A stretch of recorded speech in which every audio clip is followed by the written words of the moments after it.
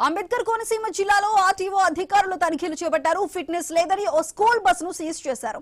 Amalapuram RTC డిపోకి bus ను తరలించారు. Running లో ఉండగా బస్ ఎమర్జెన్సీ డోర్ ఊడింది. ఈ ఘటనపై అధికారులు సీరియస్ అయ్యారు. రోడ్డు భద్రతా ప్రమాణాలను తప్పనిసరిగా పాటించాలన్న జిల్లా రవాణా అధికారి దేవిశెట్టి శ్రీనివాస్ స్పష్టం చేశారు. విద్యా సంస్థల నిబంధనలను పాటించాలని సూచించారు.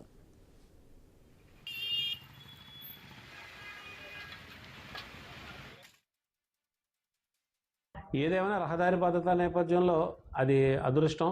లక్కీగా ట్రాఫిక్ ఉండడం, ఆ స్కూల్ బస్సు స్లోగా వెళ్ళడం, అక్కడే డోర్ ఊరి జస్ట్ అలాగ దాని ఉండడం వల్ల ఏ ప్రమాదం భగవంతుడి దయ వల్ల ఏ స్టూడెంట్కి ఏం కాలేదు. AP motor vehicle rules 1989 185G నిబంధన ఏం చెప్తుందంటే, ప్రతి స్కూల్ బస్సులో కూడా ఒక టీచర్ ఒక పేరెంట్ కంపల్సరీ ట్రావెల్ చేసి ఆ డ్రైవింగ్ ఎలా చేస్తున్నాడు అనేది వాళ్ళు గమనించాలని చెప్పి ఒక నిబంధన, ఆ నిబంధనలో ఒక నిబంధన అది. ఖచ్చితంగా మరి స్కూల్స్ ఓపెన్ అవుతున్నాయి. ఈ నిబంధనని స్కూల్ యాజమాన్యాలు పాటించాలి, అదేవిధంగా పిల్లల తల్లిదండ్రులు కూడా పాటించాలి.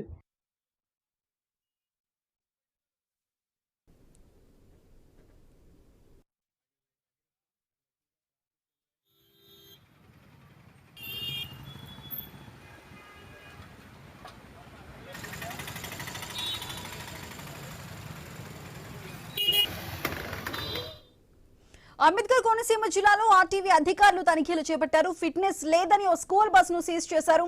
అమలాపురం ఆర్టీసీ డిపోకి ఆ బస్ ని తరలించారు. రన్నింగ్ లో ఉండగానే బస్ ఎమర్జెన్సీ డోర్ అయితే ఊడింది. ఈ ఘటనపై అధికారులు సీరియస్ అవుతున్నారు. రోడ్డు భద్రతా ప్రమాణాలను తప్పనిసరిగా పాటించాలంటున్నారు జిల్లా రవాణా అధికారి దేవిశెట్టి శ్రీనివాస్. అయితే విద్యా సంస్థలు ఈ నిబంధనలను తప్పనిసరిగా పాటించాలి అంటూ కూడా సూచిస్తున్నారు. అయితే ఓవరాల్ గా ఈ ఇష్యూకి సంబంధించి పూర్తి డీటెయిల్స్ మా ప్రతినిధి గణేష్ అందిస్తారు. గణేష్, మనం చూడొచ్చు ఇక్కడ మనకి బస్సు వెనుక డోర్ కూడా ఊడిపోయిన సిచ్యువేషన్ మనకి కనిపిస్తుంది. సో ఓవరాల్ గా స్కూల్ స్టార్ట్ అవుతున్నాయి. మరి స్కూల్ బస్సులకు సంబంధించి ఫిట్నెస్ సరిగా ఉన్నాయో లేదో కూడా మరి ఆర్టీఓ అధికారులు మరి తనిఖీలు చేస్తున్నారా?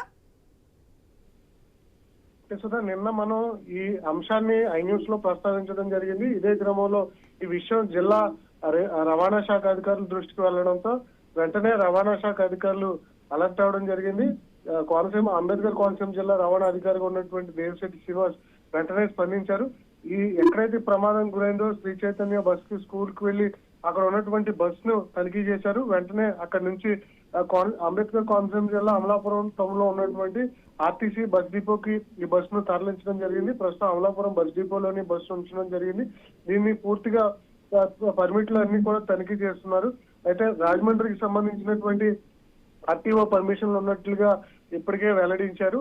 అంటే విద్యార్థుల భద్రతా అంశంలో చాలా కఠినంగా వ్యవహరిస్తాం. నిన్నటి నుంచి స్కూల్స్ ప్రారంభమైనటువంటి సందర్భంలో జిల్లా వ్యాప్తంగా కూడా ప్రతి స్కూల్ బస్సులను కూడా తనిఖీ చేస్తామని చెప్పి ఆయన చెప్తూ వచ్చారు.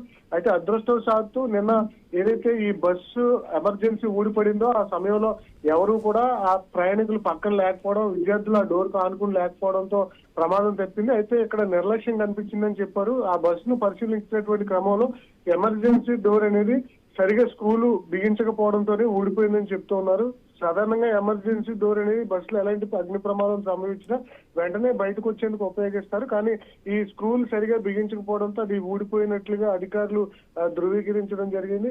అయితే దీనికి కొన్ని నిబంధనలు ఉన్నాయి. ఆ నిబంధనల ప్రకారం స్కూల్స్ అన్ని కూడా నడుచుకోవాలని చెప్తూ ఉన్నారు. స్కూల్ బస్సు డ్రైవింగ్ ఎలా చేస్తున్నాడో ఆ స్కూల్లో ఉన్నటువంటి టీచర్ తో పాటు ఆ విద్యార్థుల యొక్క తల్లిదండ్రులు కూడా బస్సు ఎక్కి డ్రైవర్ యొక్క పనితనాన్ని పరిశీలించాల్సినటువంటి బాధ్యత ఆ స్కూల్ యాజమాన్యం తల్లిదండ్రుల మీద కూడా ఉందని చెప్తూ ఉన్నారు.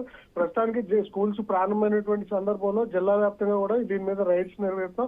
ప్రస్తుతం ఈ ఘటనలో చర్యలు తీసుకుంటాం. ఇప్పటికే బస్సును స్వాధీనం చేసి సీజ్ చేసాం. దీని మీద విచారణ జరుగుతుంది. దీని పర్మిట్లు అన్ని కూడా పరిశీలించిన తర్వాత భవిష్యత్తులో ఇలాంటి ఘటనలు పునరావృతం కాకుండా చర్యలు తీసుకుంటామని చెప్పి ఆర్టీఓ శ్రీనివాస్ అయితే వెల్లడించడం జరుగుతుంది. రైట్ గణేష్.